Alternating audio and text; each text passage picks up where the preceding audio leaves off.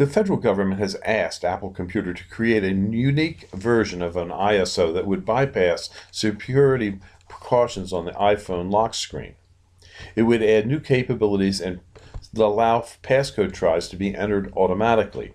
This has very important and dangerous implications. First, the government would have Apple write a new operating system for the government's use. They're asking Apple to remove security features and add new abilities to its system so that passcodes could be automatically inputted. It would make it easier to unlock an iPhone using brute force. The iPhone has been very popular because people today realize they need security on their computers. There are thousands of hackers out there trying to get into our computers on a daily basis. Passcode locks and requirements for manual entry of the passcode are at the heart of the safeguard systems that are built into the operating system.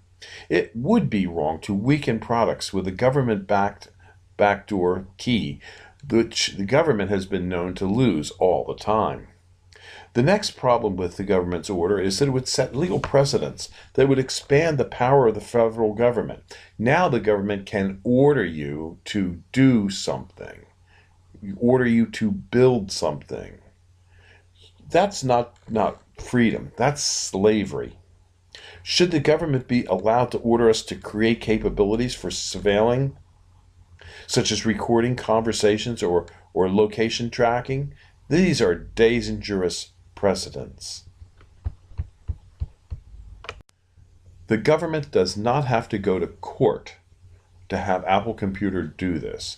There are other ways this can be done. One way that has not been discussed is in the Constitution, and that is the government can go in and give Apple Computer 30 days notice that it intends to seize the company through eminent domain. After 30 days, the government, all it has to do is figure out how much it owes all the stockholders. The government has the absolute right of eminent domain in this case. And think about all the advantages the government would have in doing so. First of all, the government would get immediate relief for its dilemma that it's facing. It could then, after 30 days, order all the employees of Apple Computer to begin working on creating the system that the government feels it needs.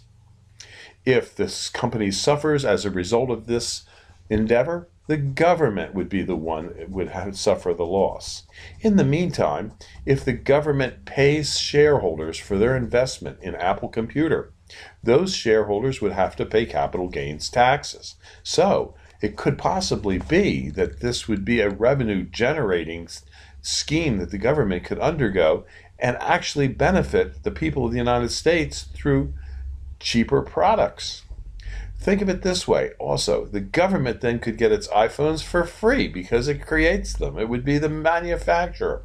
The government could mandate that all the iPhones now would have to be made in the United States, giving more jobs to the Mexicans that the government is allowing in. Another feature of this eminent domain taking over Apple Computer would be that all the overseas profits could now come home. And where would they go? They go right into the coffers of the United States government.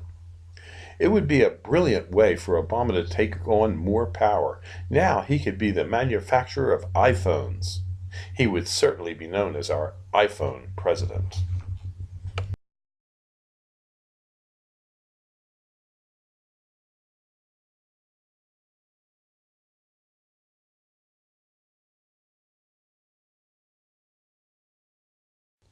Today, Highland Hill Farm of Fountainville, PA announces that we are offering the state of New York $15 million for the Donald J. Trump State Park, located in Westchester County and Putnam County, New York.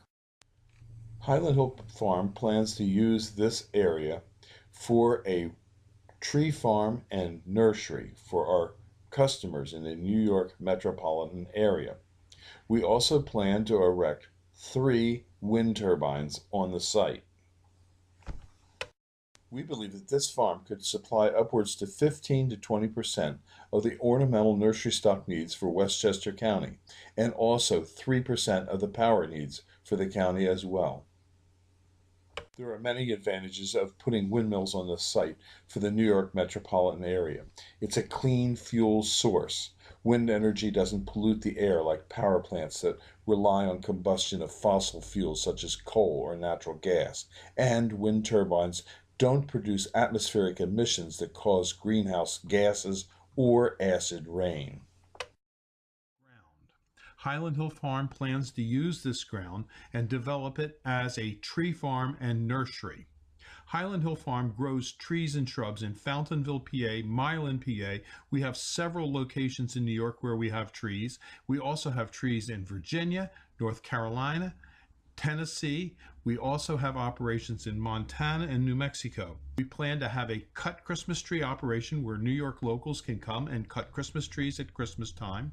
And also we intend to grow nursery stock for ornamental and landscaping uses. We will be proud to turn this park into a productive farm once again. If you would like us to do that, please call the governor of New York and ask him to consider our offer for purchase of this park. Thank you. Highland Hill Farm currently delivers trees and shrubs to Westchester County and Putnam counties in New York. Give us a call at 215-651-8329 for your ornamental tree needs.